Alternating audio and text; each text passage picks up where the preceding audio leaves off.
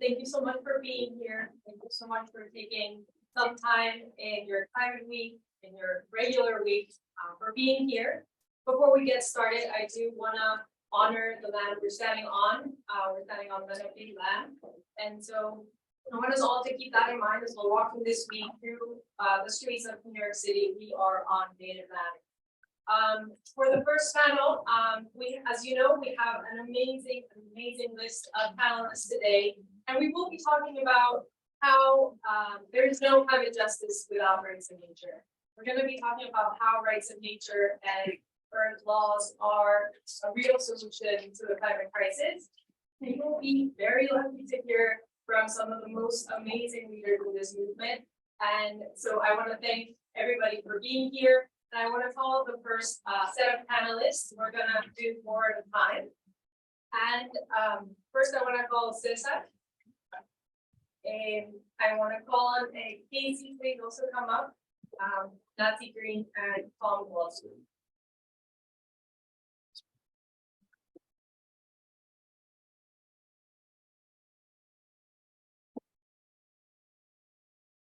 It's best to call him Mr. Goldtooth. Mr. Goldtooth, please come on.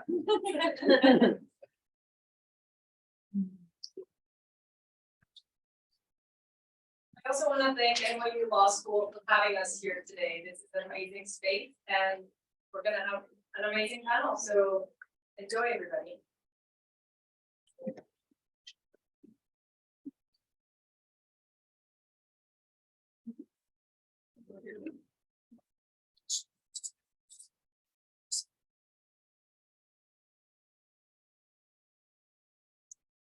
We're going to begin today with César Rodríguez Garavito.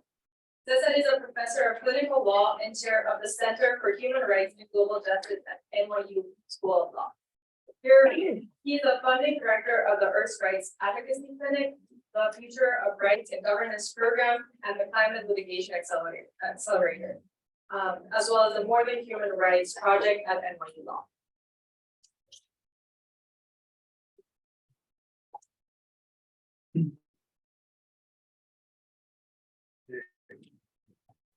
Thank you and welcome everyone. I want to start by thanking GARN for the partnership over the years, Natalia and colleagues, and it's good to see that other people that have made crucial contributions to GARN and to the field of rights of nature studies and advocacy and litigation are here with us. It's really an honor for us to host this event, to collaborate with colleagues from around the world, to see dear colleagues and friends like José Gualinga, with whom we worked for many years in Sarayaku territory. And this is why we started the MOTH project, which I'm going to say a little bit about. The reason is that we're trying to open up the NYU platform and to offer opportunities for students, scholars, activists, litigators, not just at NYU, of course, but from around the world. I myself, as some of you know, I'm from Colombia. I came to environmental law and rights of nature work from an indigenous rights angle, hence the work with the Sarayaku people about 10 years ago. And when we started Earth Rights Advocacy, our mission was to catalyze some promising ideas, fields of practice and fields of research that we felt were ready and ripe for another push in terms of visibility, in terms of collaboration, in terms of interdisciplinary partnership. And we work across various topics. I won't go into the details of what we do, just to say that we work on climate and human rights, and biodiversity, on the right to a healthy environment, on indigenous people's rights, and what brings us today together is the project on rights of nature, or what I like to call provocatively more than human rights, based on the work of one of the members of the collective, the MOTH collective. One of the reasons why we're calling it, because of course it just makes for a nice acronym, MOTH. for which is of course a pollinator, and we see ourselves as a pollinator in this ecosystem. What we want to do is cross-pollinate disciplines, forms of knowledge, forms of being in the world, forms of teaching that are usually not brought together. So one thing that we're very keen to do is, of course, not to reinvent the wheel. The wheel had already been invented by GARN, by indigenous peoples, even way before GARN. So there was no need for us to do yet another effort at systematizing rights of nature jurisprudence. That's what the jurisprudence monitor is for. There was no need for us to reinvent tribunals on the rights of nature, because that's being done very competently by GARN and other colleagues. But we did feel, and with this, I'm going to walk you through the website of the MOTH project very quickly, because of course I don't have enough. You have a very active platform here with us.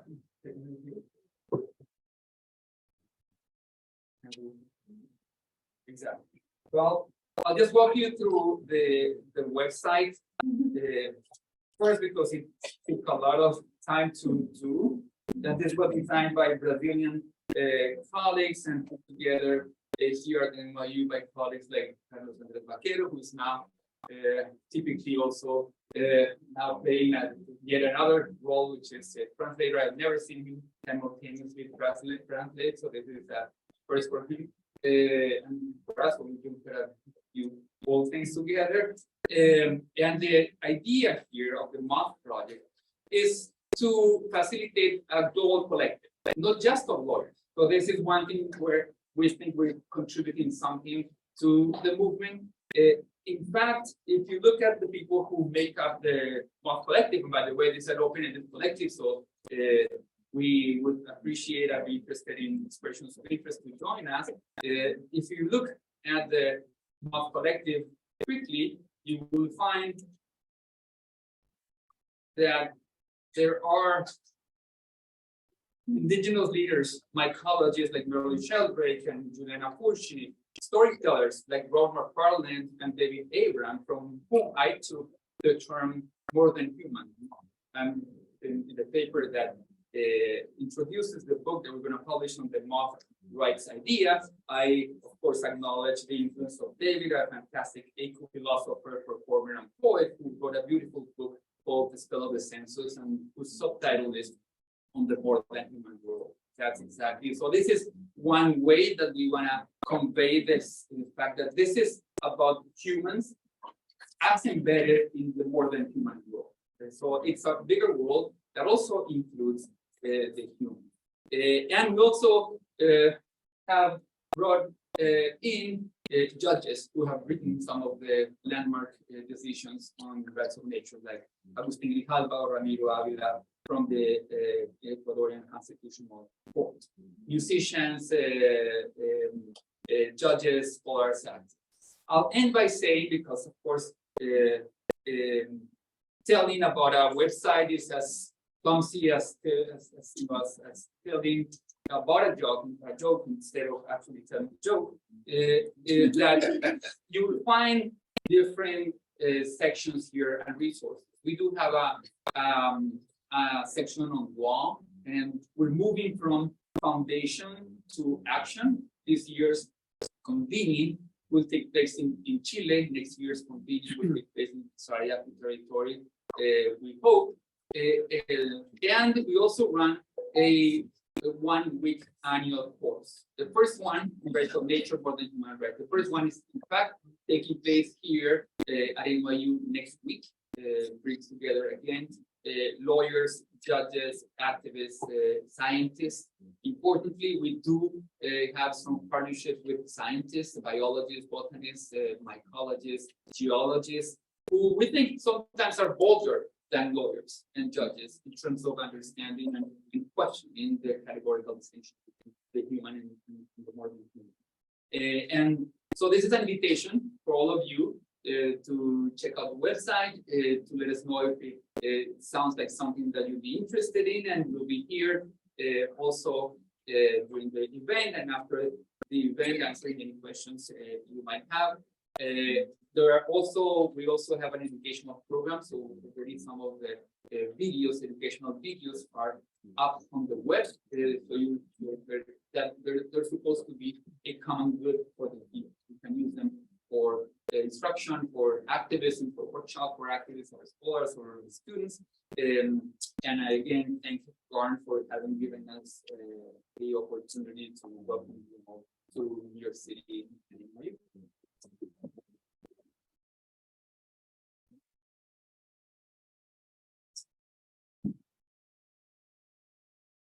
Thank you so much, César. I think that was an amazing introduction to what we're going to be hearing about today. And I encourage you to keep an eye out to all the different terms that you're going to be listening to today. More than human is one of them. Rights of nature is another one. Ecocide is another one. And these are all parts of this paradigm shift. So keep your questions till the end. We will have time for questions. And I do want to remind our speakers, since I did an amazing job, that we will have 6 minutes per speaker, and we have a wonderful timekeeper up there. So also keep an eye out for her. Very effective. So now is Casey Horinek. Casey is part of the Ponca Nation of Oklahoma. She's a councilwoman and hereditary drumkeeper of the Women's Folk Dance Society of the Ponca Nation of Oklahoma. Casey was instrumental in drafting and in the adoption of the first ever international Indigenous Women's Treaty for protecting the rights of nature. Casey is also the chair of GARN's Indigenous Council. Thank you, Casey, for being here.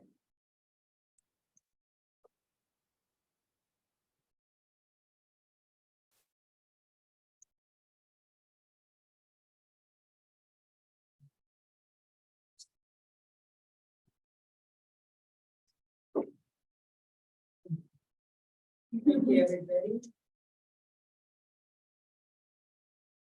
You know, we was an attack right over here with Osprey and Shannon. I think everybody's kind of at the end of final week a little bit earlier.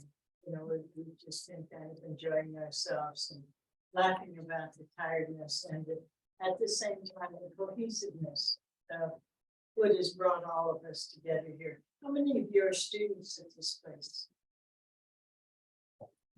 Thank you. Thank you for what you're doing. I always appreciate your young minds, and hopefully you'll come up with a bunch of questions. And none of us decided to write something down, but just to be present here today and to feel the energy of what everyone is trying to find when we're looking at this time in human history, which seems like a long time to those of us. I'm 75 years old, and my memory stretches back quite a bit. And then my mother was born in 1914, one of the generation that was imprisoned on reservations at POW camps, is what they truly were. The first generation removed from the natural laws and the natural ways of the Ponca people. We're imprisoned in Oklahoma after a forced removal from Nebraska in South Dakota, called Nebraska now. And meat is slaughtered, Nebraska is flat. My grandpa was 6 years old on that forced removal. We were talking about some history, Shannon and I. One Ponca escaped with his son who died on that trip. 1 in 3 of us were killed on that trip. 1 in 3 of us died once we arrived there. I invite you to imagine that in your own family, your extended family. Imagine that in your township, your neighborhood, where 2/3 of the people are gone. Where 2/3 of the people that lived there, somebody walked into their home and said, I like that couch, I like the bedroom, refrigerator stock, you're out, I'm in. And then killed 2/3 so that might happen for them. Meanwhile, you don't even understand what they're saying or what their concept of ownership of land of air, of water could possibly be? How can anyone own the land? She's our land. How can anyone kill a deer or a buffalo without need? Without a sacred relationship that's been established from time immemorial. A reciprocal loving of the cat that's going to come from that buffalo, that you're going to help nurture, that you're going to protect the grass for. It's deep, it's very deep, the spiritual connection of all that is. And so the generation that I am now is a generation that has been told from the time I was little that a time of prophecy was coming.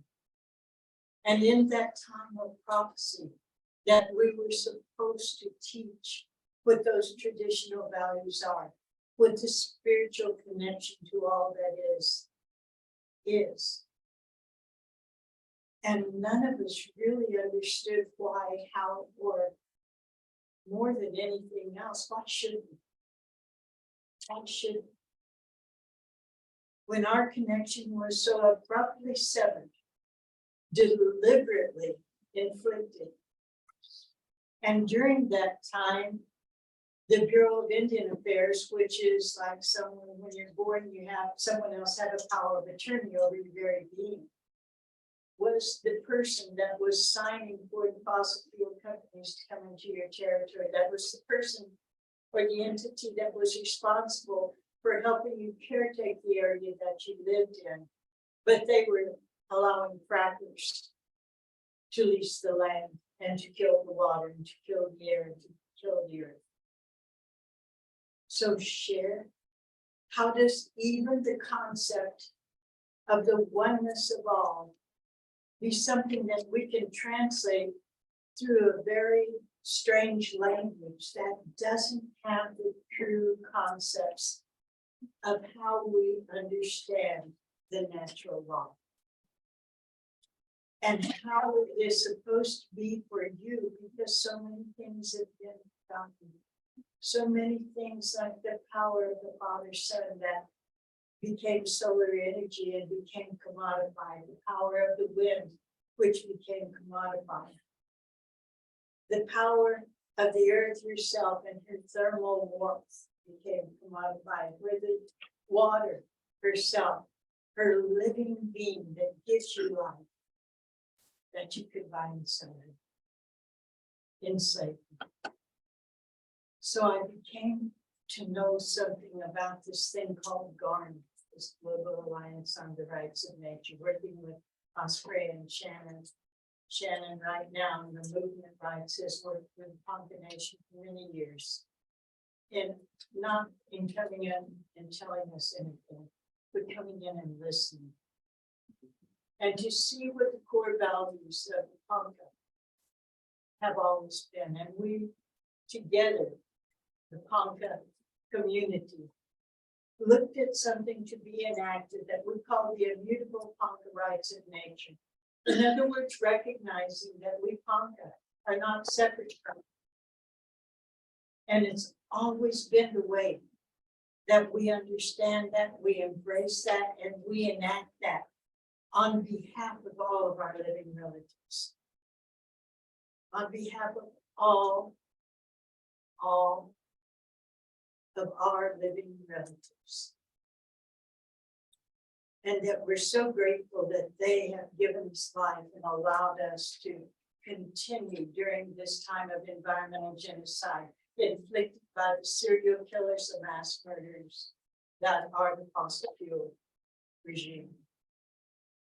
That are the ones that call themselves the decision makers in this United Nations. Where's our seat? The Ponca, our nation. The Lakota, the Dine, our nation. And yet they tell us that there's a Declaration on the Rights of Indigenous People. We need to enact that. We need to call for a climate emergency. We need to be able to say from the grassroots up. There has to be equity, there has to be healing, there has to be reciprocity.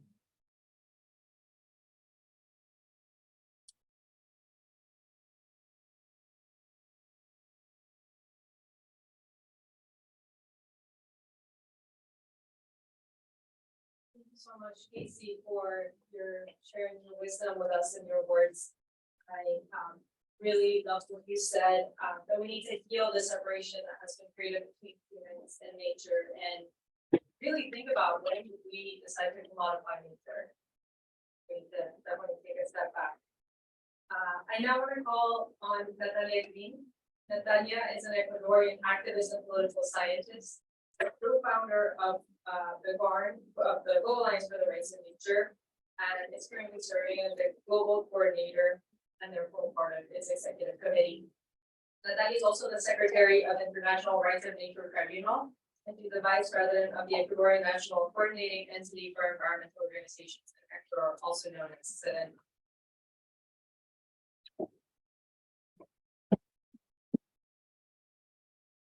Thank you, everybody, for coming on tonight. Thank you, NYU, for receiving us in their house. For me, and I think I speak on behalf of GARN, it's a real pleasure to be addressing everybody today. Definitely hearing what you're saying, Casey, that we're feeling Climate Week, and it's the whole week coming over our shoulders. I think that the message that I want to convey today is just a positive message of what is happening and why we're promoting this rights of nature movement.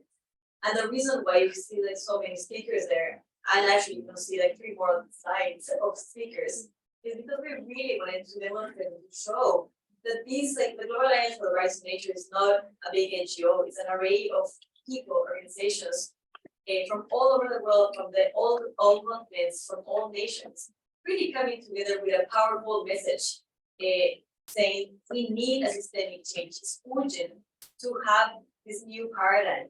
And I am also coming from a nation, from Ecuador, that is the first country in the world that recognized the rights of nature in 2008.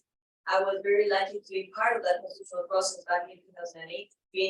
Now we are celebrating the 15-year anniversary of the rights of nature. That is actually going to happen on September 28th, into exactly 15 years of the inclusion of the rights of nature in the Constitution.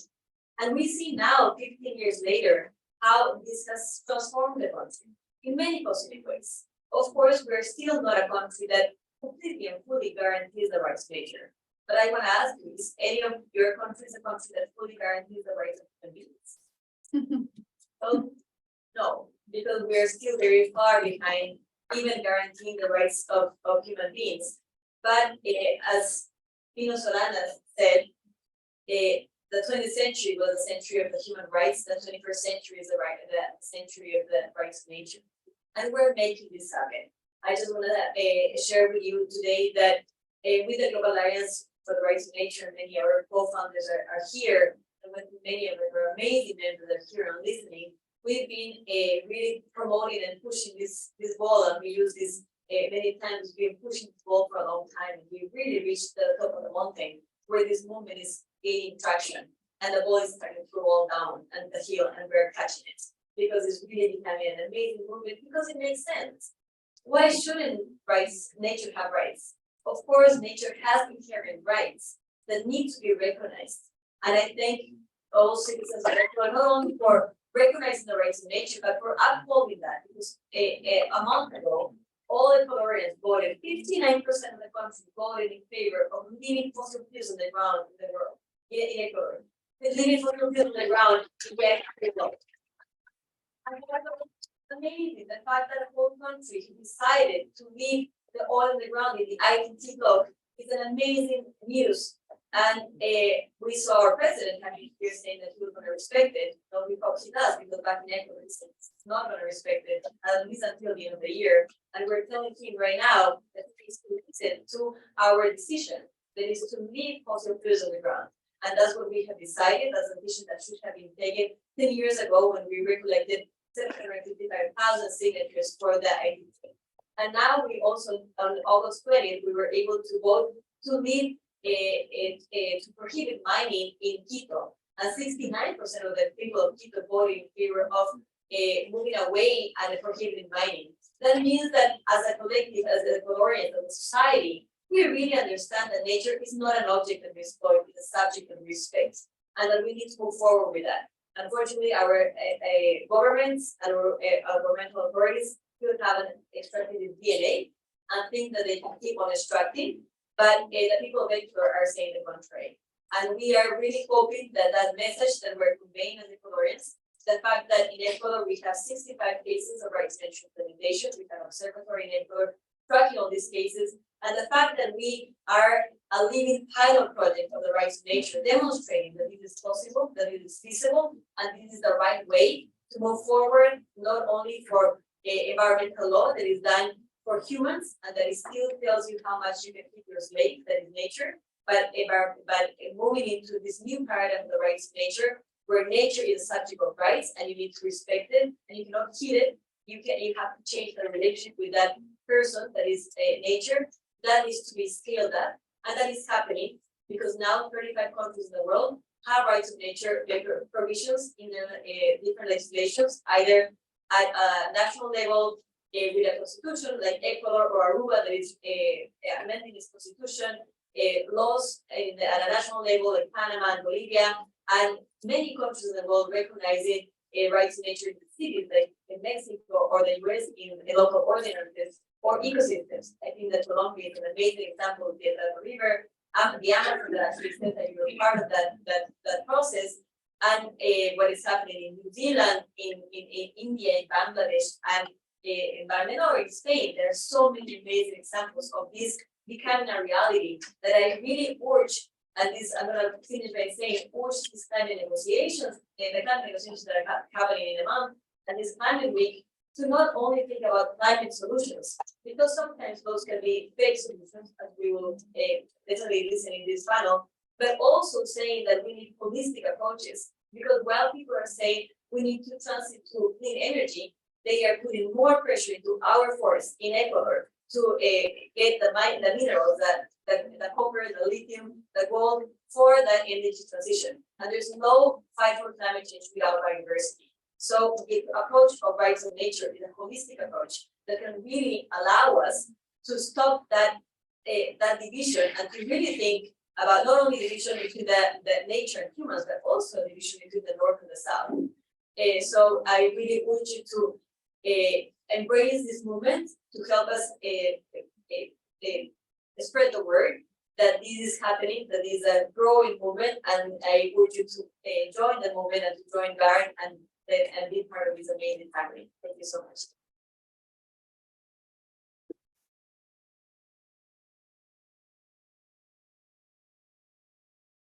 Thank you so much, Natalie.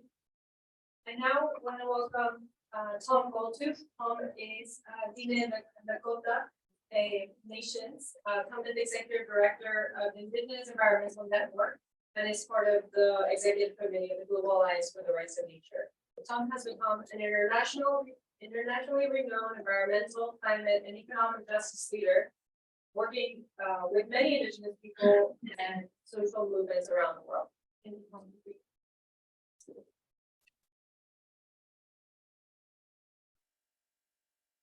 you. Thank you for inviting me to be here tonight to share my 6-minute story.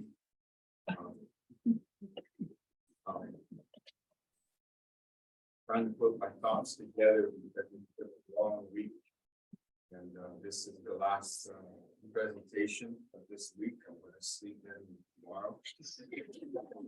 Get up about 7:06.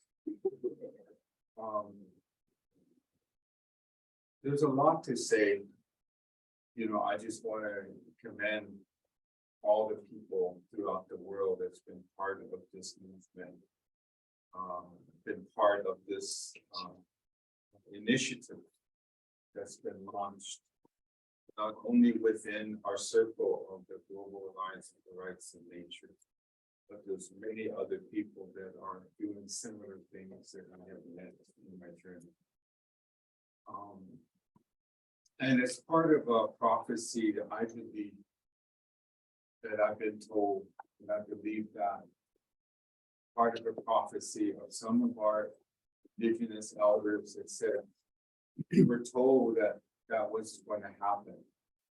That these people who came here as settlers, these people who came here as colonizers, and the oral history is a lot of them did not understand a relationship with the land similar to what we understood was our relationship to the land. And within the concepts that I have learned is that we have a duty and we have a responsibility and on how we walk upon our Mother Earth, our grandmother Earth. We're taught that, at least that's the way I was taught, but not as an isolated situation. I have relations.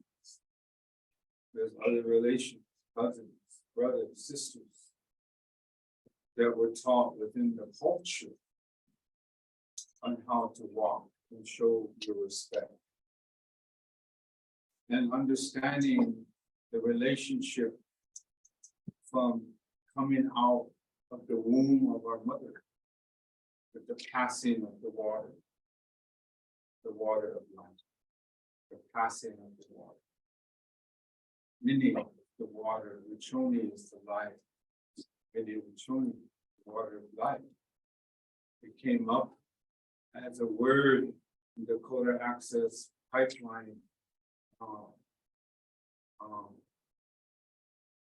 Holding the line there in the encampment to protect the sacredness of the Missouri River. From a society of people that don't understand what I'm talking about, and don't understand what my relative Casey is talking about. A whole society of people that immigrated here as settlers, as colonizers, that don't understand our stand in defense of the Lakota people as standing up. The Ponca. Even the word Ponca, it creates a shift in the environment that the spirits recognize. Who is the Ponca? The English people will say, oh, they're the people standing up. We're sitting gold. But they made a stand on that river, protect the sacredness. And they didn't ask for permission. What does that concept of asking for permission? Whoever the corporation is, are the drillers or the diggers or using dynamite, and the government that allows this to happen in the environmental review process. Where is it in that process that they ask permission? They didn't want to ask permission to drill and ram pipe underneath that water. A violation. So a movement here of the descendants. Many have come from Europe. So what is our study of those who have come from Europe? Perhaps there was a removal of your own relationship to the sacredness of who you are. How did that happen? So that the people who landed here did not have that understanding. Some of them were persecuted for being here. So there was a difference on how we relate to each other. So there's a lot more that I have to say, you know, as I participate on the executive committee of the Global Alliance, is that how do we walk together in this recognition on the rights of nature when we also walk together, but with the concept of duty and responsibility and lifting up and recognizing our inherent relationship indigenous jurisprudence for you law students. Whoever thought of the concept, we have our own law.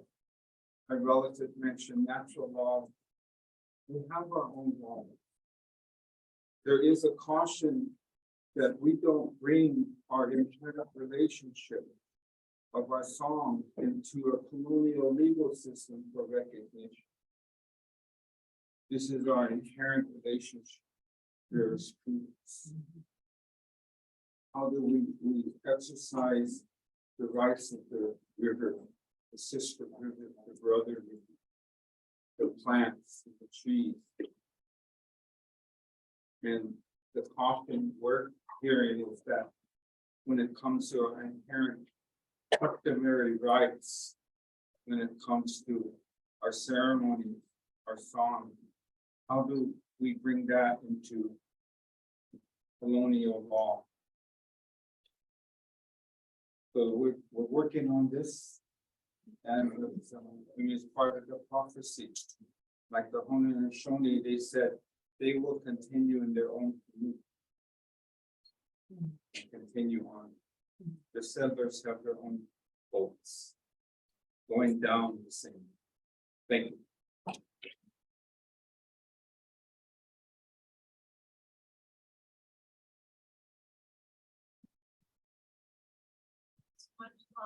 For hearing those words, and something that stuck with me is that inherent relationship jurisprudence, and when it comes to the indigenous jurisprudence, and really rights of nature and this whole movement wouldn't be here without indigenous wisdom, indigenous knowledge, and indigenous jurisprudence. So we really do need to walk together.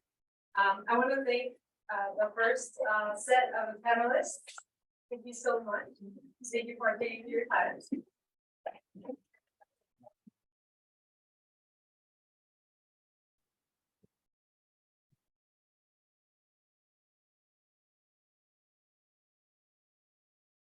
I want to call up Jojo Mehta, Cormac, Cullinan, and Osprey, Orielle.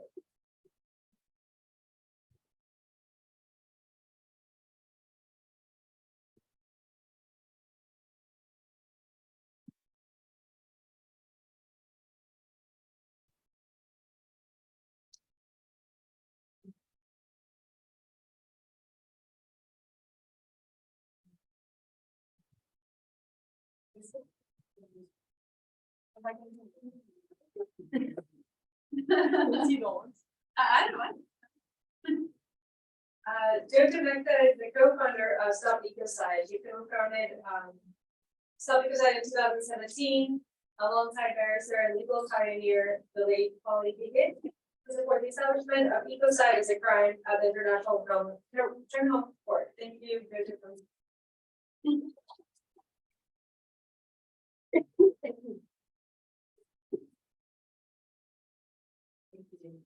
I'm gonna tell us a little bit of a story, how I painted this and hopefully how it fits in with the subjects today. About 10 years ago, I first discovered about fracking.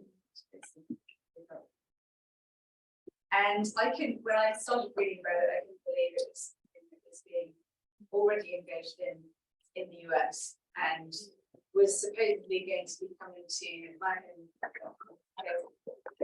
And it upset me. And I talked about it with my friends and family, and my little daughter, who was 5 at the time, burst into tears. And she said, "Mummy, if they're poisoning the ground, surely they know they're poisoning themselves. They're going to die. You have to call them and tell them to stop." And I kind of realized it was so obvious to her, 5 years old.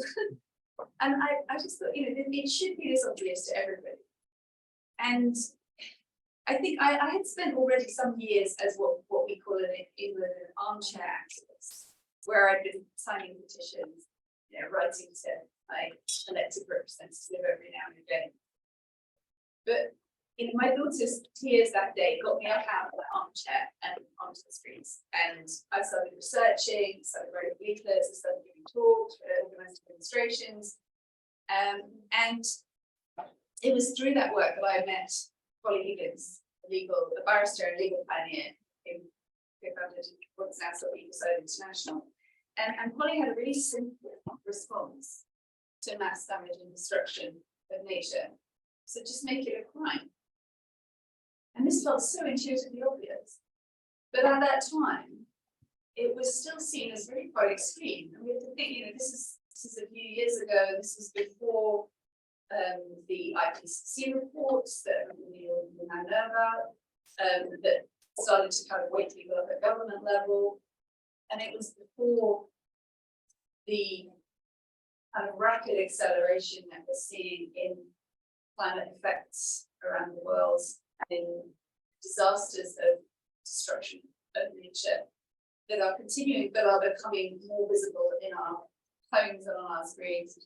And perhaps most importantly, it was before the grassroots mobilizations across the world in recent years that have kind of opened up the conversation in the media and in government, to the extent that what Polly and I as well, in her later years, had been saying for years, was finally able to be heard. And Polly sadly is no longer with us. We lost her to cancer in 2015. But what we do have with us now are so many voices from civil society in many different areas, from academia, NGOs, faith communities, youth groups, Indigenous voices, and actually more recently, even business and finance voices are starting to join this call for this very, very simple thing, which is that severe and widespread or long-term harm to nature, to ecosystems, should simply be a serious crime. And we believe in international crime. And it has a kind of a resonance, we found. And I mean, it's interesting that we have many Indigenous voices speaking up around this. There's something about this, on some level, it relates to this very sort of deeply felt sense of reciprocity, in the sense that, in a very simple sense, that when we damage Mother Earth, there are consequences. There are consequences in reality. It's a fact. It's not something we make up in our heads. And yet it's not reflected in the globally dominant legal system. And yes, that entire system does need to shift. And that's where the whole rights of nature movement is so powerful. It's about a whole kind of shift of the whole focus that actually then includes the whole of the living world. And we see the recognition of ecocide as a crime as a kind of a step, almost very, very precise, almost sort of acupuncturally precise, a way of inserting something into the system as it exists that the system can understand and allow. In other words, we add a crime to a list of crimes. So we add ecocide alongside genocide, war crimes, crimes against humanity. It's something that the system can accept, has been done before. And yet, what it does is actually quite profound. Because when we put severe harm to the living world, to nature, alongside severe harm to people, what we're saying is it's just as bad, just as wrong, just as dangerous, actually, to inflict that kind of harm on ecosystems as it is to inflict it on people. And I'll just finish with I suppose, a little word around the importance of it being criminal, particularly with this law, because criminal law is what we use in the sort of dominant form of thinking that has come to dominate the global economic system.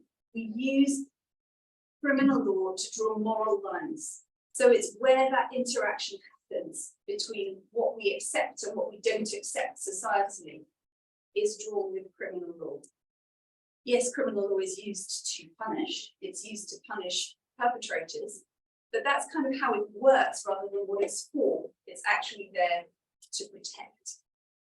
Murder is a crime to stop people killing each other. Ecocide should be a crime to stop us from destroying our home.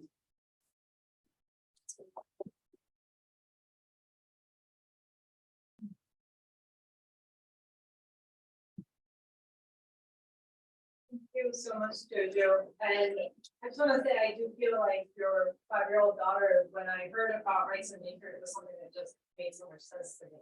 And that's why I feel like this type of space is so important, because I feel like when anybody hears and learns about rights of nature and earth laws, it will just make sense.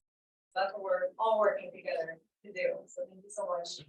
I now want to present Cormac. Cormac is the director of the Water Law Institute and Cullinan and Associates. Cullinan and Associates is a leading environmental law firm in Cape Town, South Africa. Cormac is one of the co-founders of the Global Alliance of the Rights of Nature and part of the executive committee of GARN as well. Cormac is an author, practicing environmental attorney, and a governance expert. Thank you for being here.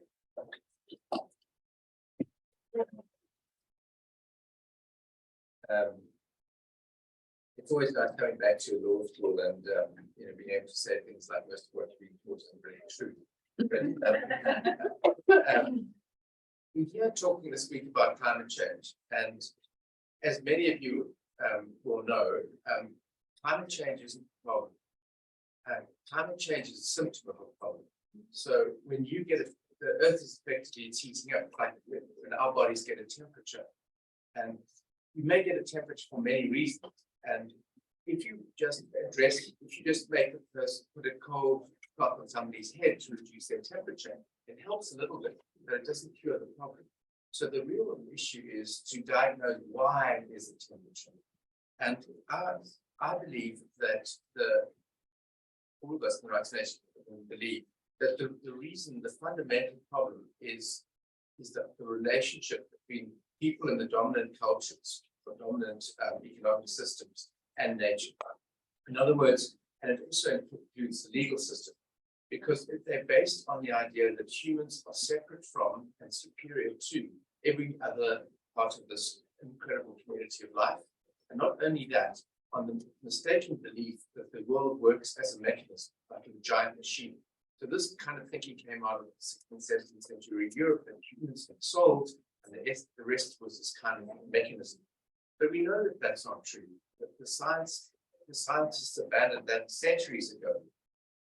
So if that's not true, what is the reality? The reality is that we are members of this most astoundingly beautiful, complex community of life we've been able to find anywhere in the entire universe. I mean, we really won the cosmic lottery to be born these incredible creatures with all the skills and abilities that we have in the midst of this beauty and complexity, etc. I mean, it's a huge, huge gift. And if you are born within a community, if you're a member of that community, as we undoubtedly are, and with any community, you've got to live by the rules of that community. So the legal systems of the dominant cultures are really colonial legal systems. They are based on this idea that the role of the human is to dominate, control, and run this planet. That is a doomed project.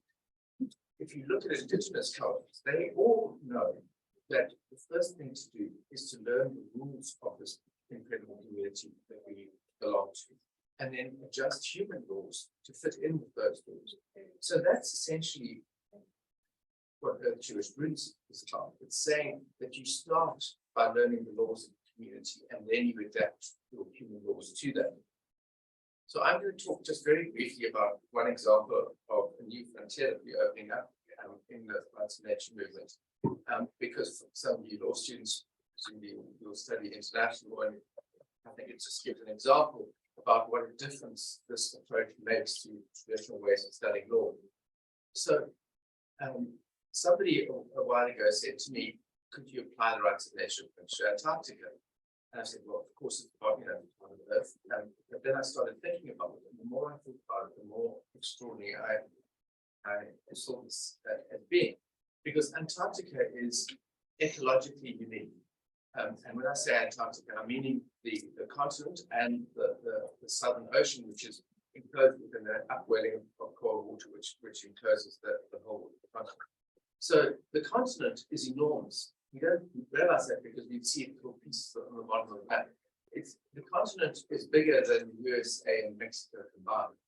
And then that's surrounded by the Southern Ocean. If you take the whole ecosystem, it's approximately 10% of the surface area of this planet. So it's enormous, it's a unique ecosystem. And it's incredibly important because it drives the world's ocean currents, the thermohaline effect. It's caused by Antarctica, drives all the currents in the world. It absorbs vast amounts of CO2 from the atmosphere. The ecology is absolutely unique. The species, it's a completely unique ecosystem. And it's also, of course, very important in a global climate change sense because the ice on Antarctica is not floating like the Arctic ice. When the ice in Antarctica, the ice in Antarctica melts and goes into the sea, you have sea level rise of order of 30 meters or something. This city will not exist. And the point is not that Antarctic ice is going to finish melting soon. It's that the process becomes irreversible soon. In other words, once you're over that tipping point, it may take a long time and nothing can stop it. But it's also unique in terms of the governance system because the colonial process was never completed in Antarctica. People came down and stuck in their flags, claimed bits of it, as they'd done with the rest of the world. But that was frozen by the Antarctic Treaty concluded when it came into force in 1961. And it basically said, look, let's not have a war over Antarctica because some of the claims compete. We'll keep it for scientific purposes. And the Antarctic Treaty System was a great triumph at its time. It was concluded in the time of the Cold War. But now it's a real problem. And there are two, I'll just touch on two things. One is that it only applies to the treaty area. And the main problem is the main threat to Antarctica climate change arises outside the treaty area. So the system can't deal with that. The second aspect is that it's a consensus-based system. What that means is that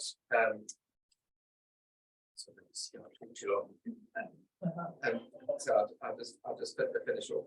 But yes, so essentially that means that if you don't have agreement between the parties, you can't go forward. So I think we have a fantastic opportunity here.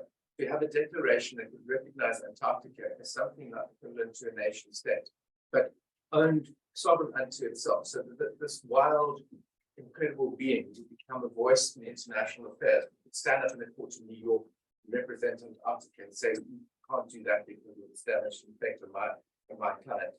So, in essence, I would just end by saying what we're trying to do here is we're trying to develop the prototypes of the governance systems which ecologically viable societies will need. Our society, the dominant societies, are not ecologically viable and can't last. And we're going to need something later, and we need bright-young people like you to help us develop. Thank you.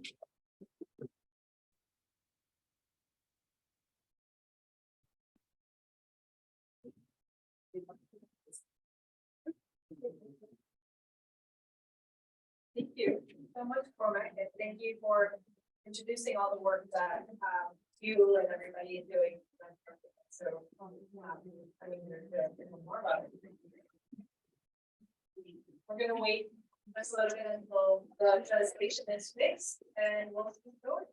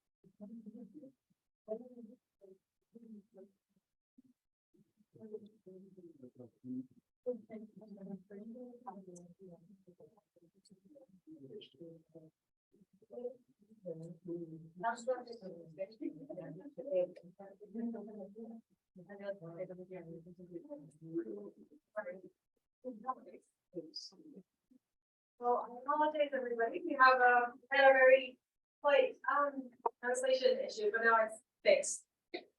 So now I want to present our third speaker of this set of panelists. She's Osprey Orielle. Osprey is the founder and executive director of the Women's Earth and Climate Action Network. Osprey is also a member of the GARN Executive Committee and an author of the award-winning book Uprisings for the Earth: Reconnecting Culture with Nature. Thank you, Osprey.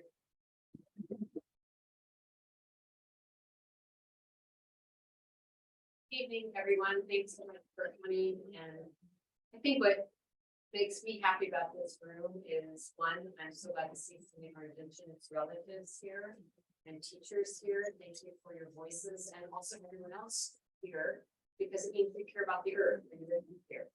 And that's always a really good thing. Too many people don't care.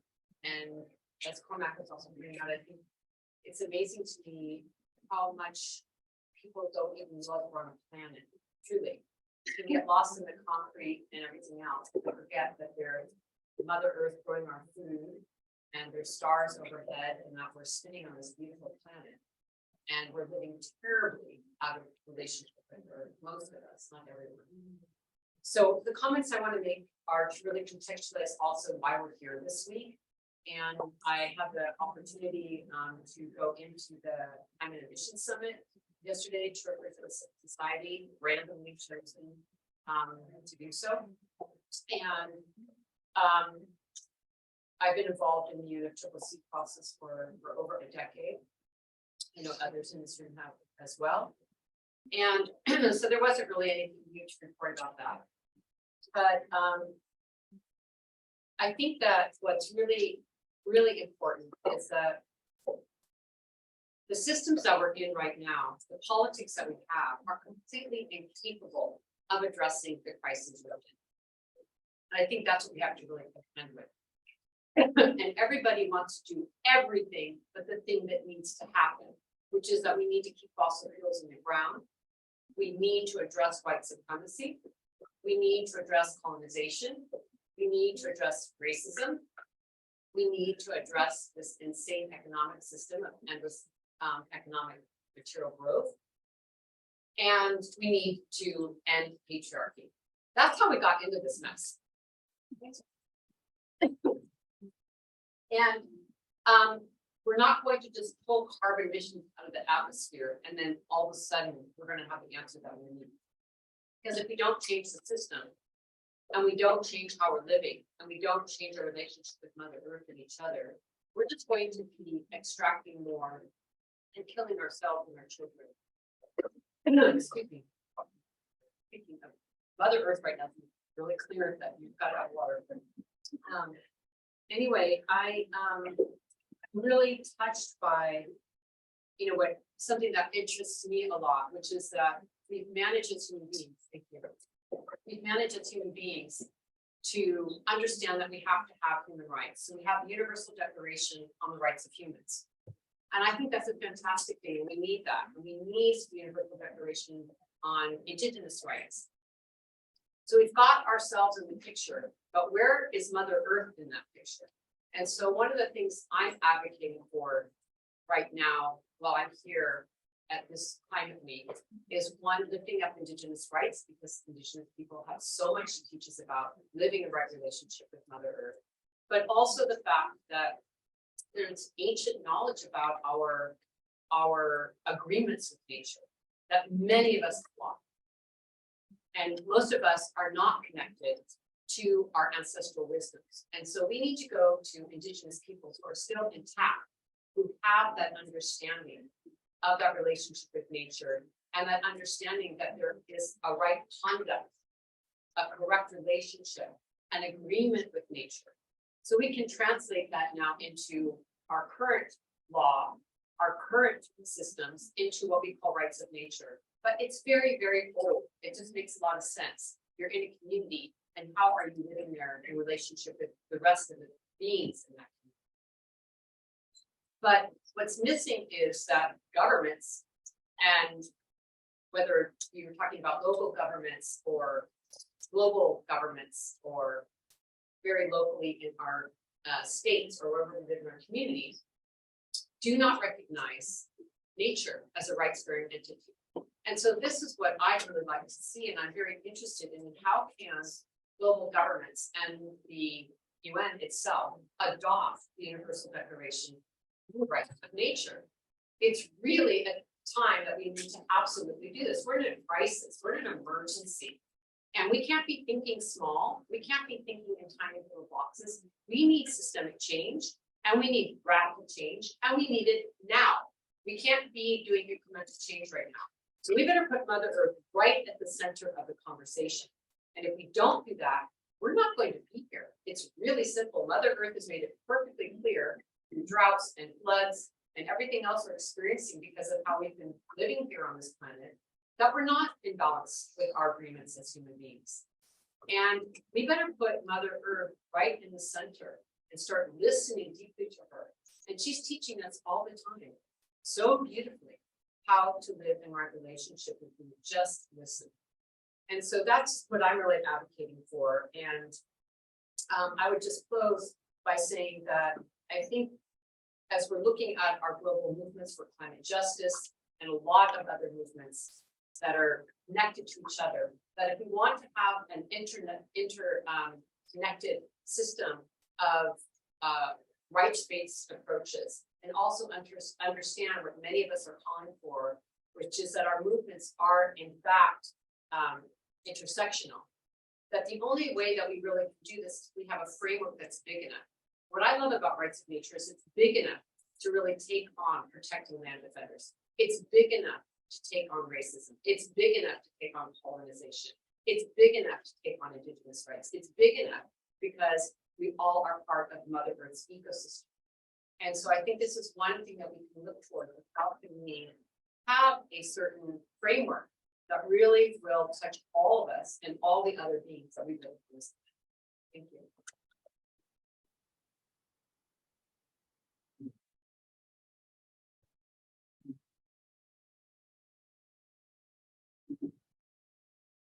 Thank you so much, Osprey. And I want to echo what you said.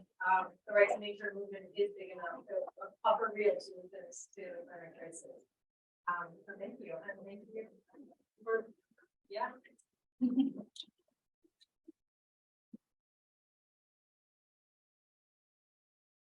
I want to call to the last but not least set of speakers. First, I want to say that Cavalier is not going to be able to join us today. She left from her last event and did not make it here on time, but she did excuse herself. So we're definitely going to miss her. Our last but not least set of speakers is José Gualinga, Constanza, Prieto, and Shannon.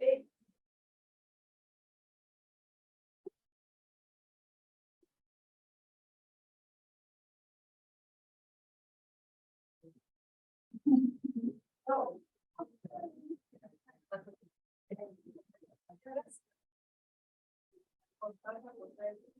Yeah.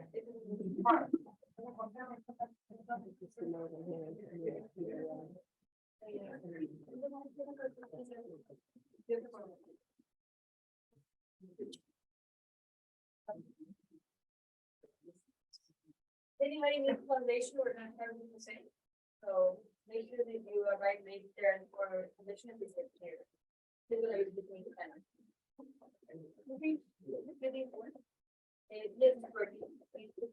Channel A.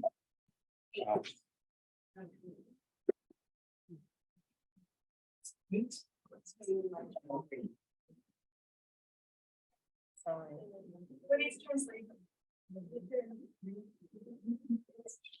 I'm on channel 10. You turn it on by rolling up.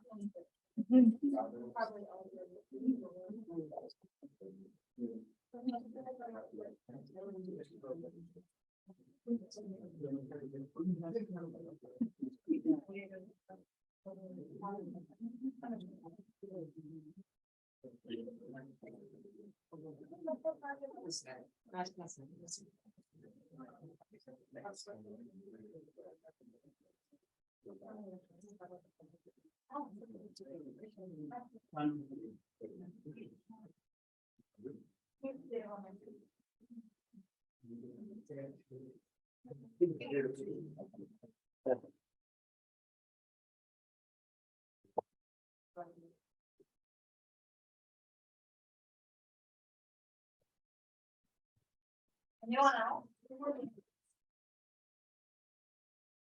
So you turn it on by rolling up the volume until it clicks, and then channel A by switching the A to C button. And don't put your phone next to it, because if not, you'll get the static sound. Thank you. En español, ¿se entendió? Para entender las maquinitas, para arriba de todo, hasta que hace clic. Y después, canal A, y no le pongan sus teléfonos celulares al lado de mis máquinas.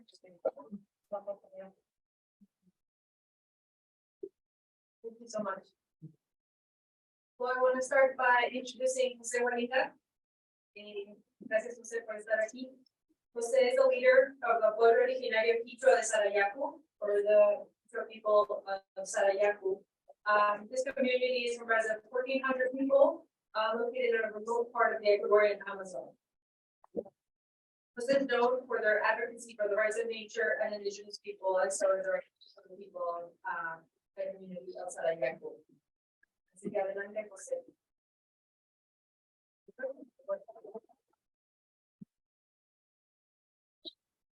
Muchas gracias. Saludos a todas y a todos los amigos. Bueno, empezaré diciendo que nosotros llegamos desde Sarayaku, porque en una carta, luego un vehículo hasta Quito, y luego en Delta hasta Atlanta y Nueva York. Llegamos y una de nuestras compañeras, al pasar por el metro bajo el agua, se tuvo que desmayarse. Pero para nosotros era necesario cumplir una misión para poder pasar nuestra voz en esta semana de clima.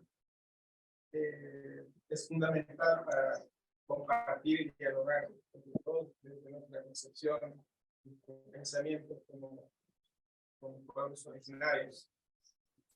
La complejidad del tema que se desarrolla cada año y en esta semana para nosotros significa realizar un gran esfuerzo para poder transmitir nuestro lenguaje, nuestra sabiduría. Y en ese marco, Sarayaku viene tejiendo una propuesta desde nuestra propia visión, desde nuestra propia filosofía, que es Constanza, cero de bienes. Hemos decidido llevar esta propuesta a nivel de país y a nivel internacional, porque la falta de comprensión, la falta de reconocer los derechos de los pueblos indígenas, los derechos a la tierra, al territorio, a los derechos culturales, políticos, espirituales, todavía está muy lejos, a pesar de que específicamente en Ecuador tenemos los derechos colectivos, tenemos los territorios, pero más allá todavía tenemos sistemas neocoloniales que nos ponen candado y no nos dejan ejercer. La discriminación, la postergación, más que todo la discriminación institucionalizada que no se ve. Ese es uno de las barreras legales que tenemos que enfrentar para romper. porque el racismo puro y blando lo hemos superado, pero sin embargo estas discriminaciones institucionalizadas es bastante fuerte para nosotros poder tener derechos ante las políticas públicas. Entonces, nosotros también hemos planteado una propuesta compleja desde nuestra filosofía. Causa Sacha se oriente como un ser viviente, un ser vivo, con inteligencia y consciente. Esa es nuestra propuesta que hemos presentado para una lucha y resistencia pacífica y también jurídica y política, y también a nivel académica y científica, porque nuestros pensamientos siempre son considerados como una especie de leyenda, que son supersticiones, que no es civilizar. Entonces, pero sin embargo, nosotros a través de esta propuesta lo hemos considerado que la memoria histórica de nuestros antepasados y la actual es prueba y testimonio de que seguimos existiendo, protegiendo, defendiendo, conservando Causa Sacha. Nosotros no hablamos de naturaleza porque no hay concepto de naturaleza. Nosotros hablamos Pachamama, Alpamama, Causa Sacha. Eso es porque al final nosotros somos Causa Sacha, somos Pachamama. O sea, en otras palabras, somos la naturaleza misma y no podemos separar. Porque al separar el concepto de naturaleza y el ser humano ya es un divorcio. Entonces, desde esa concepción para nosotros es fundamental, Causa Sacha, donde todos los seres protectores, todos los seres que regulan, fertilizan, fecundan la tierra, de dónde viene el aliento de la vida, dónde están nuestros antepasados, nuestros padres, en los árboles, en las lagunas, en las cascadas, y que es una red de comunicación con nosotros, y quienes nos protegen. Nosotros somos como un embrión, porque todo es comunidad.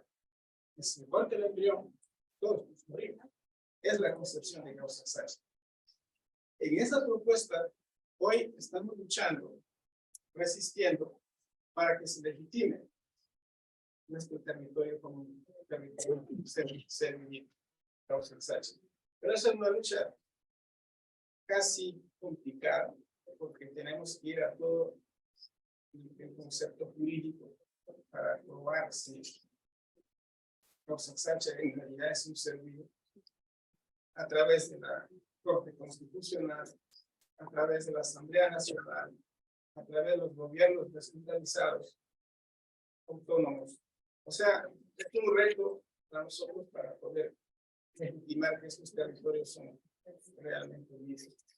Mi padre y nuestros ancestros decían que hay que respetar, hay que tener ese equilibrio, porque en el momento en que alteramos el equilibrio de Causa Sacha se transforma en una espuma, la tierra. Y luego vendrán las enfermedades, vendrán una serie de epidemias, vendrán catástrofes. Y eso es lo que nos transmitieron nuestros padres, por eso respetábamos siempre. Porque hay una serie de prácticas que tenemos ancestralmente para poder entrar dentro de Causa Sacha. Igual, mujeres, niños, ancianos, hombres, tenemos este conocimiento. Nosotros estamos tratando de también aportar para que este fenómeno del clima desde nuestro territorio pueda ser, digamos, una contribución para mitigar ese impacto que a todos nos está afectando. Y para terminar, es importante una convergencia entre la ciencia y el conocimiento ancestral.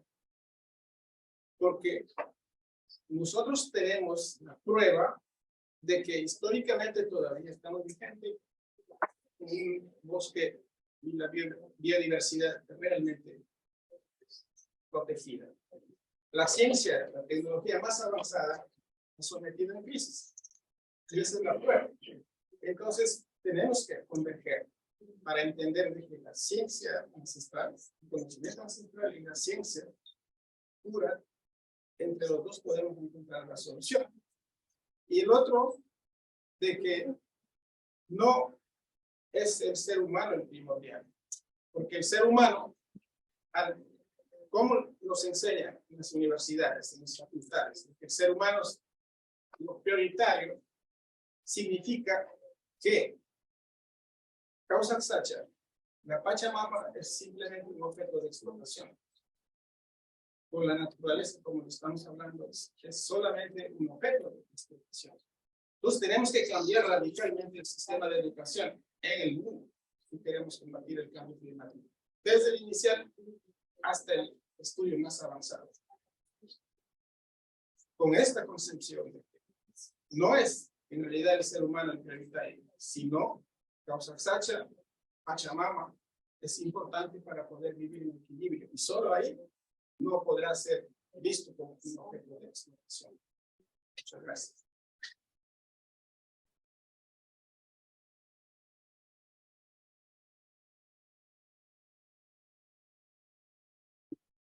Gracias, José.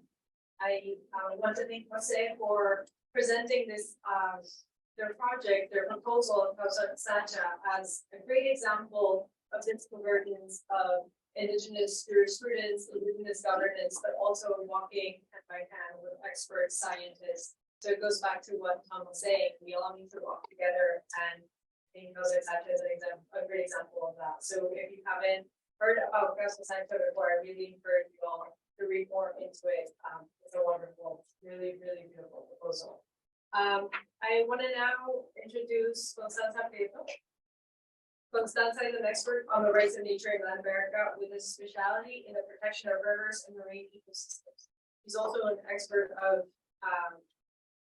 legal drafter of ecocentric laws, and she's part of the GARN Latin America Hub.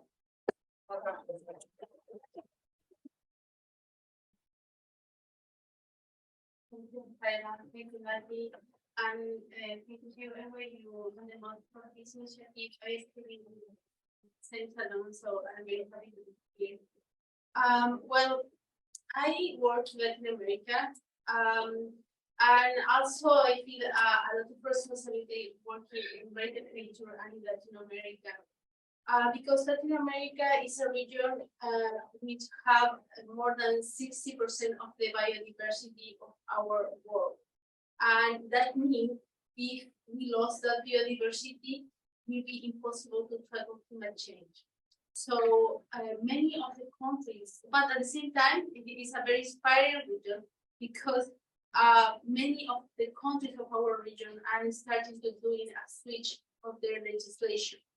And GARN under the center and many people here are working to do this switch and helping to the countries to do this switch. Well, there are good news. There have been more than 160 initiatives in the region to introduce rate of nature, some successful, some not successful, but at least 3 countries, Panama, Bolivia, Ecuador, has a general law of constitutional recognition of right of nature, and other countries have some kind of recognition, like Mexico, Colombia, Costa Rica, Guatemala, Brazil, Argentina.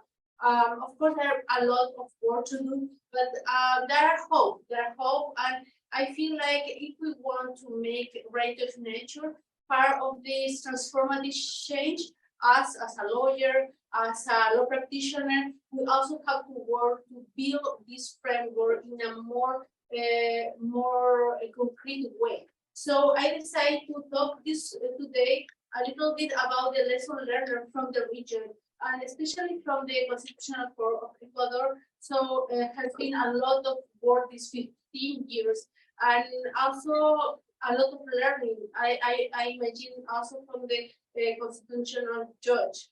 The first thing, I get a lot of questions. For example, in some countries you recognize like the right of nature in general way. In other countries you recognize only rivers. In other countries sea turtles. Another we start recognizing shark. So what that mean? What you're fractioning, like creating a fraction of right of nature.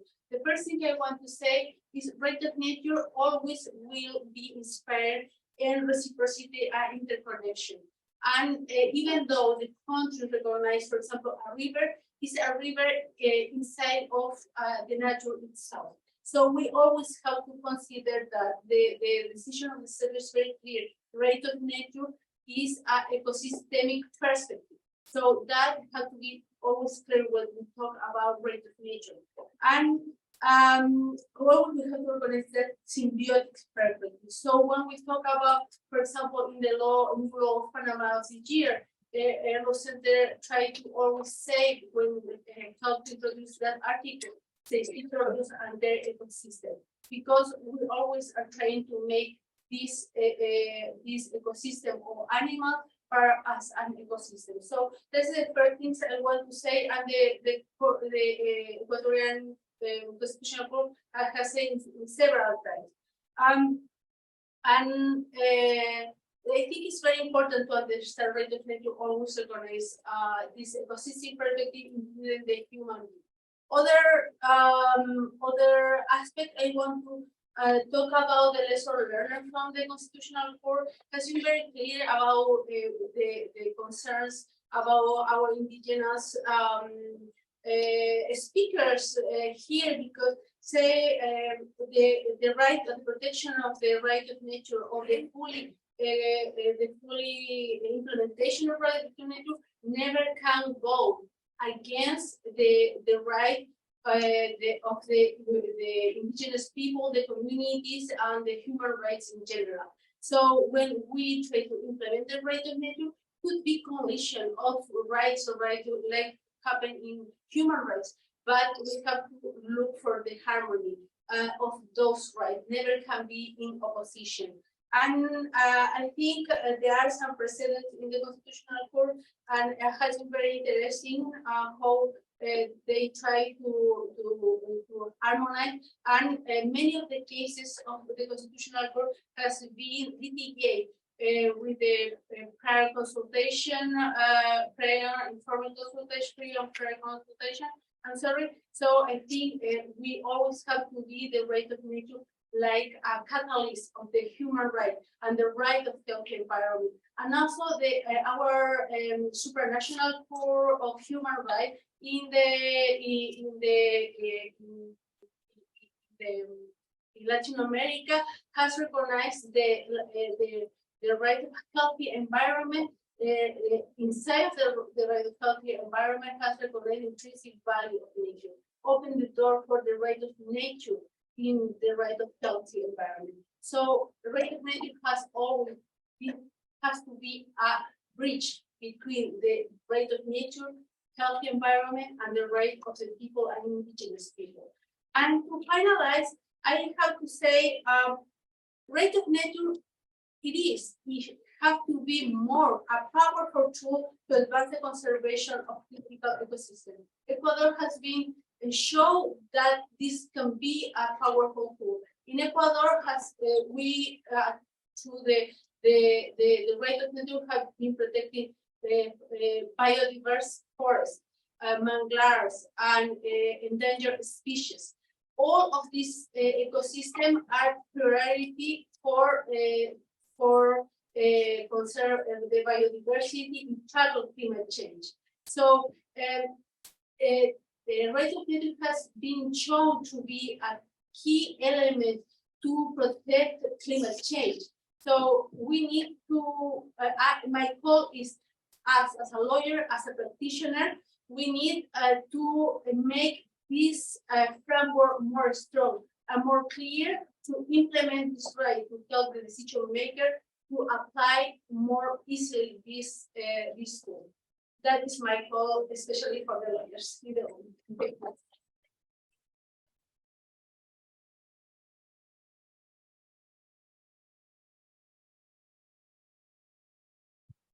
you so much, Constanza. And thank you for stressing that rights of nature lives in harmony with other rights that also need to be implemented, and that's important to keep in mind.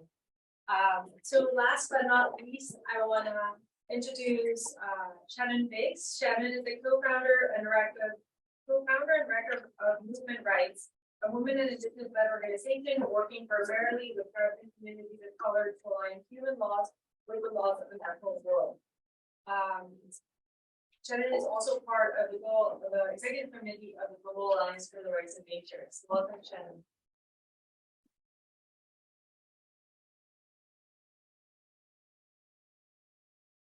Thank you. I'm the last speaker in a long line of amazing people who have shared expressed the passion and thoughts and wisdom of the rights of nature movement.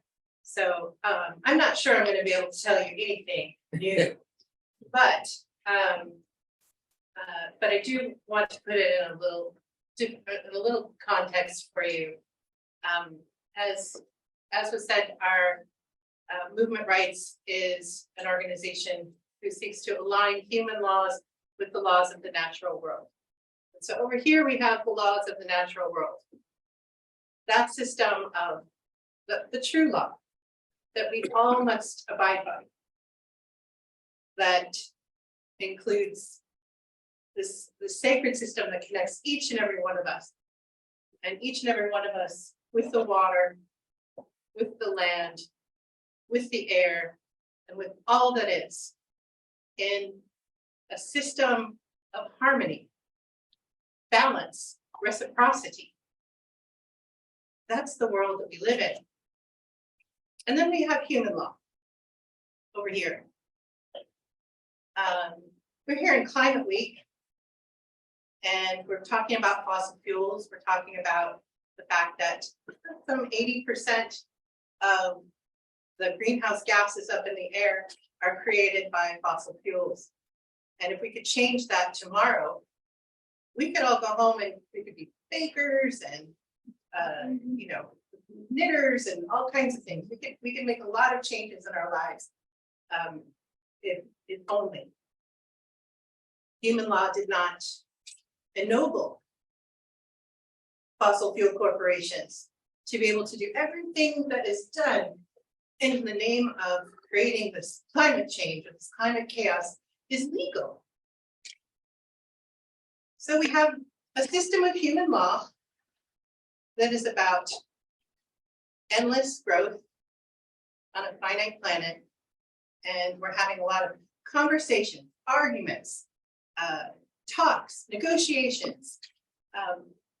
From the top, people, the Bidens, I'm sure you all were stuck in traffic, waiting for the dignitaries of this earth and this world right now to come together and discuss more discussion about what we can do, what is our climate ambition. And really, what we need to do is take human law and put it in the framework of natural law. Now, that's simple, right? Easier said than done. How do we do that? How do we get there? What is the role of rights of nature in that transformation? One, it's a legal tool. We've talked about that. That's an important piece, especially for those students, those law students that are here. And I'm so grateful that you're here thinking about this, because we have a system of human law that is really designed to talk about property law. All of this nature is property. And that's what we're here to change. That's what rights of nature is here to change. Now, we've listened to a lot of amazing speakers tonight, and we've listened to who are the holders, the keepers of the wisdom of holding traditional ways of living in balance with the earth. Indigenous people are the people who are leading not just the rights of nature movement, but then the climate justice movement. And there's a reason for that. There's a reason why the Indigenous contingent of the End the Era of Fossil Fuels March is Indigenous, because it's time for us to follow this leadership.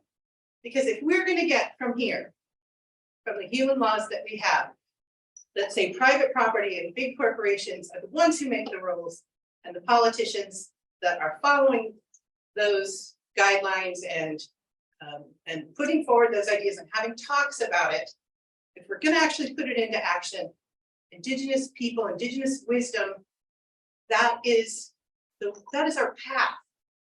And that is why we follow them in the march. And that is why we follow them in this movement for climate justice.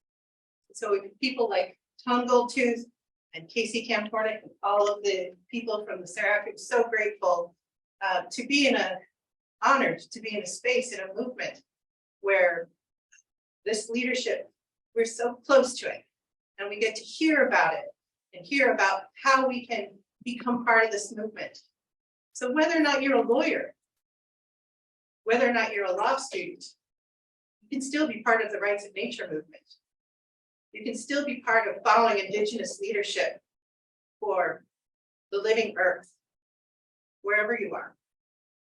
Because it is Indigenous people, Indigenous wisdom that is leading us to the path of where we need to go if we're going to save ourselves as a species on this earth. We have to become not owners of the world and the ecosystems, but part of the system, the sacred system of life. And so for me, whatever you do when you, whatever you take home from this today, and moving forward, please know that Indigenous people are holding this wisdom and sharing this wisdom at this time. They're putting their bodies on the line every day. Every single day, they're putting their bodies on the line, not just for themselves, not just for their communities, but for each and every one of us, and to move us from a system of law, of balance with the earth, to one that's in harmony where we can all live. And we need to follow that leadership. We need to become part of that leadership, because as Casey Camp says, we are not humans protecting nature. We are nature protecting itself. Thank you.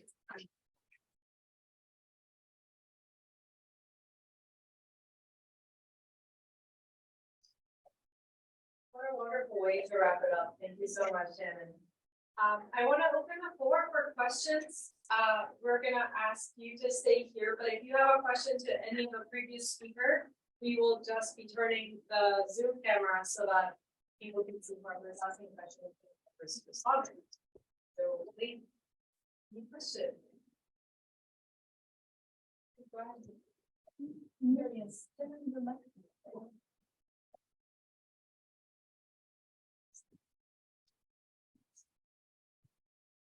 How's that? I'm curious about the Ecocide law. I have a question for Jojo, and really just where we're at with that and what needs to happen in order for us to move that forward.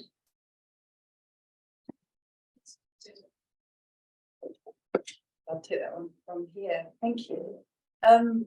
Yeah, the political progress has been really quite remarkable. I didn't actually get to that part in my story, but just in the last 3 months, in 5 different countries, Ecocide law proposals have been submitted to parliaments. That's Brazil, Spain, Italy, Mexico, and the Netherlands.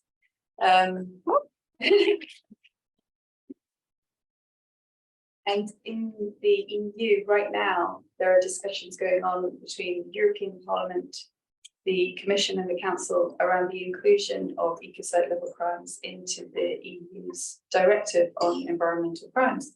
So that's also going on right now. And also at the international level, and I've put some these cards here if anybody wants to take these with them or tragedy. And there's I've listed here some of the other regional the other parts of regional progress that we've been seeing. So obviously European Parliament, but also the Parliamentary Assembly of the Council of Europe, which is a different body. It's the body that's responsible for the European Court of Human Rights. Has passed resolutions and recommendations for ecocide law, as has the Parliamentary Assembly of the Organisation for Security and Cooperation in Europe, which represents 57 states, and the Interparliamentary Union, which represents 179 countries. But not just that, but the World Council of Churches has also supported it, so the faith communities, and the Alliance of Mother Nature's Guardians, which is as you may well know, a group of Indigenous leaders from across the world. And perhaps more surprisingly, but also very importantly, the International Corporate Governance Network, which is a group of the world's biggest asset managers, have actually recommended directly to governments to criminalize ecocide. So this is definitely an initiative that is well on its way. There's a kind of legal direction of travel that's being established, and we very much hope that it will prove to be a stepping stone towards much broader recognition of the rights of nature in general. Thank you.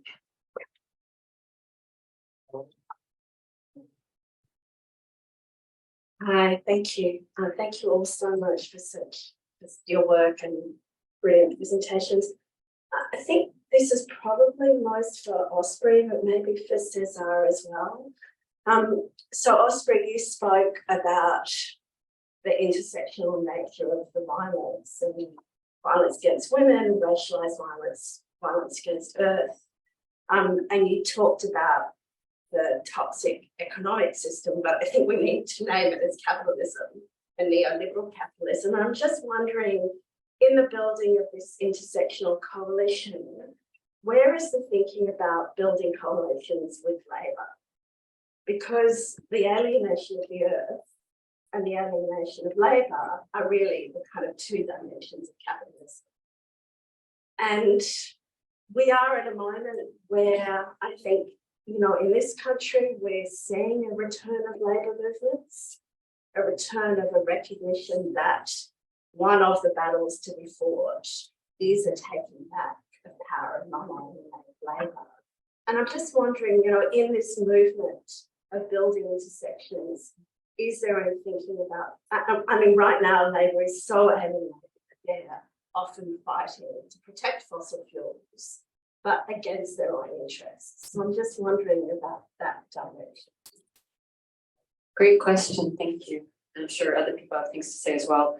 I think what is exciting about rights of nature is that, you know, one, it means that the kind of activities that labor is engaged in that are extractive industries, whether that's fossil fuels or mining, that are harming the earth, would, if rights of nature were in place, would actually not be legal activities, which would not then be forcing those who are laboring to be participating in that extractive capitalistic economy. So that's one framework you could sort of look at, is that, you know, if harming the earth is now no longer legal, then people who are in labor will no longer be hired in jobs that do so, and we would have to then, in governments, would be forced to move them into other occupations because there wouldn't be, you know, the alternative of an extractive industry, if you will. So I think that's one way of looking at it. But I think at a deeper level, what I'd also say is that when we're talking about rights of nature, we're talking about a radical shift in the worldview, like how we relate to nature and each other completely, and turning all of this upside down. And so I would also, you know, look to, again, Indigenous leadership around concepts like Vivir, Sumak Kausai, which some of the Indigenous leaders here can speak to better than me. But why I mention that is because, you know, we really need to have an economy that moves out of this extractive economy. So how do we do that? Well, there's these larger concepts that are not based, the economy is not based on GDP as an example, and how much material growth we have. So I think hand in hand with the rights of nature movement and labor is the fact that we need to start recognizing different kinds of growth. And that would be, you know, as an example, what we can do creatively, gardening, all kinds of things that are not about this exchange of finance in the way that we typically think of it.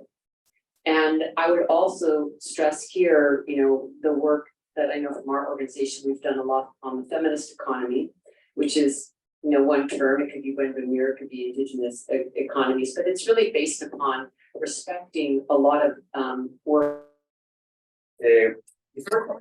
From the lines of classical kind of developmentalism, right? So that's kind of the legacy of 70 years of developmentalism of that type and 300, 400 years of extractivism, right? So in practice, it's complicated, it's nuanced, it's contextualized. But I think that your point, Danny, brings up a a broader issue, a broader dilemma that I like to put in terms of two very different understandings of the human and the creature trajectories of the relationship between humans and non-humans, between humans and nature, that very much permeates the project of rights of nature and of what in the project that we're doing, we call the more than human world.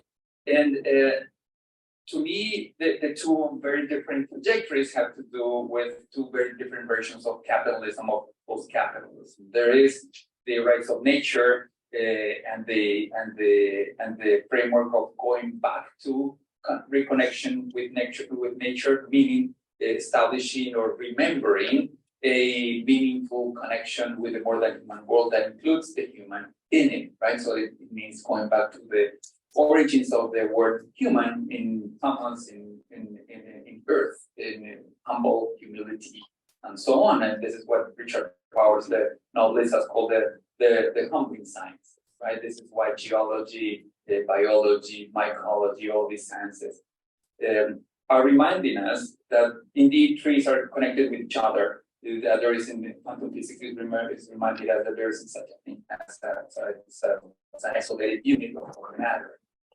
So and also I see that, going back to Weber, in the resistance to the Mehtas and the ghouls of the world. This is why there's some of the most active forms of resistance are taking place in Silicon Valley, right? Against the other project that I think is clearly pointing towards that synthetic post-humanist world, that there are philosophers of post-humanism. And in that tension, which very much includes debates that usually are not part of the rights of nature conversation, but to me are crucial because it points in the direction of the next wave of capitalism, which no longer will look like, not even like extractivism, but extractivism of information, extractivism of mind contents, extractivism of, and the very real proposal coming from the Elon Musk of the world of becoming a multi-planetary species, which means basically ending the destruction of the Earth and moving elsewhere. So that's where I see things that are apparently disconnected, like the resistance to the taking over artificial intelligence in the entertainment industry and our own efforts in this space as interrelated in ways that need to be more explicitly thought through and in ways that politically need to be articulated.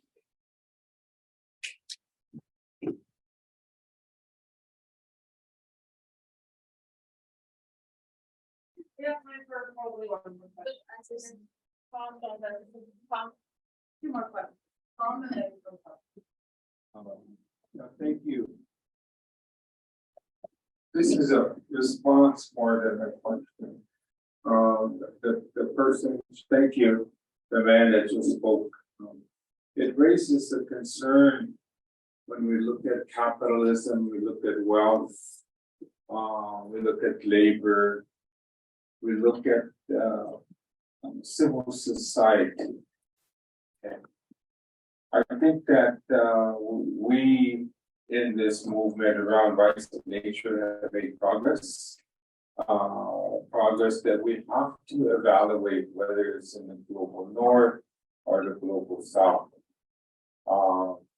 And in the structure of GARN, there are hubs, regional hubs that are created to create a dialogue, like South America, for example. And I appreciate that Europe has a hub.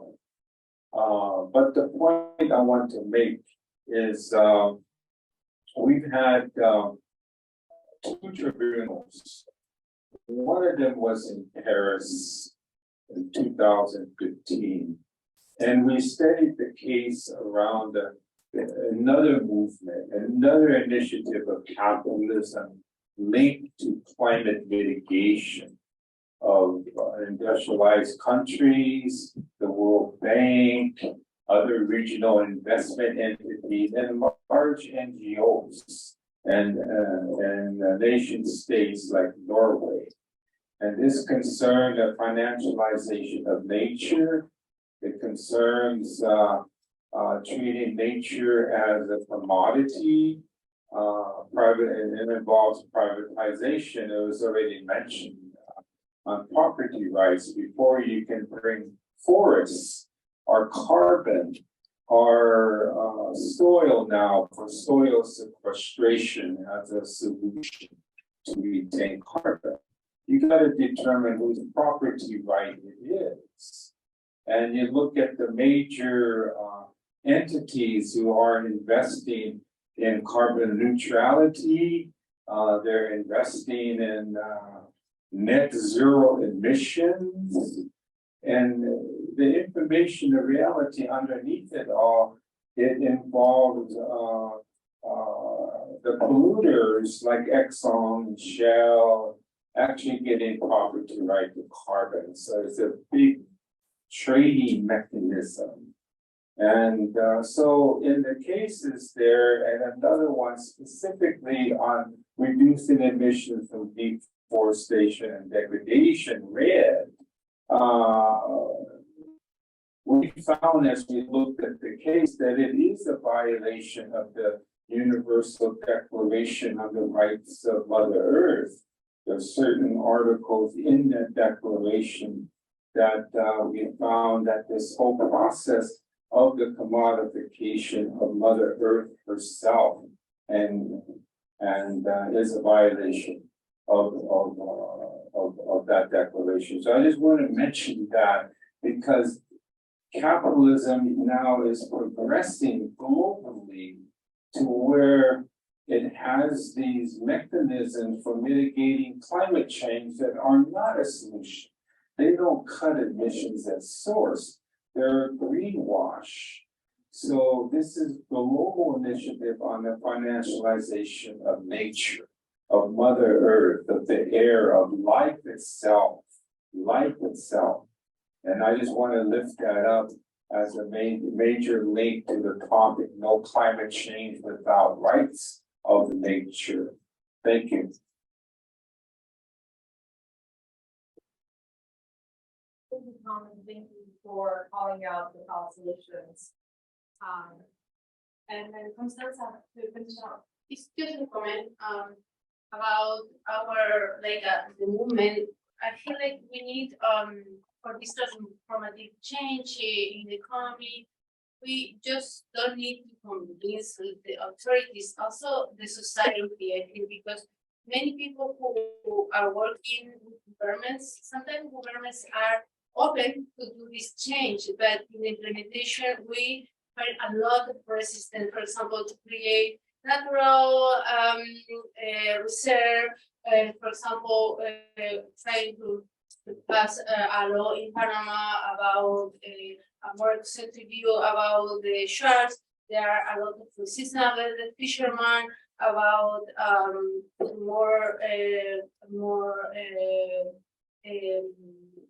the high standard to control the catch of the shark. So I feel like sometimes in this forum we think all the citizens are with us. That is not, and our mission, I feel, is try to make the society understand how important is this transformative change, and try to, I mean, for Ecuador has been 15 years of war, for example, what happened in the consultation recently to preserve this natural area, but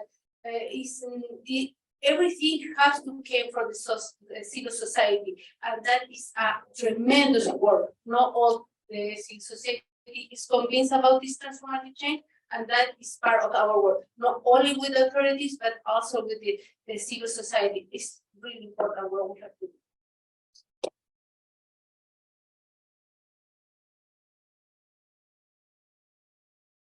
Thank you so much. I will just like to end by saying, first of all, thank you, Rafa and Rafael Iturralde, the hub coordinator for the Global Alliance for the Rights of Nature. So I would just like to give you an applause. I also want to say that if you haven't yet registered as a GARN member, you can go to our website, register to receive our newsletter, become a member of GARN, spread the movement. I also want to thank everybody who's here. I see many tribunal judges in here, many land defenders, many species defenders. We have Ayasunido over there. Thank you for being here, and thank you for everybody for coming together to this important conversation. I know that we have such an amazing people. Not only everybody who's here is making a great difference in the world. So I just want to acknowledge that we're all here together, and wanted to thank all the panelists, thanking you, and especially thank you, Rafa, for moderating the panel.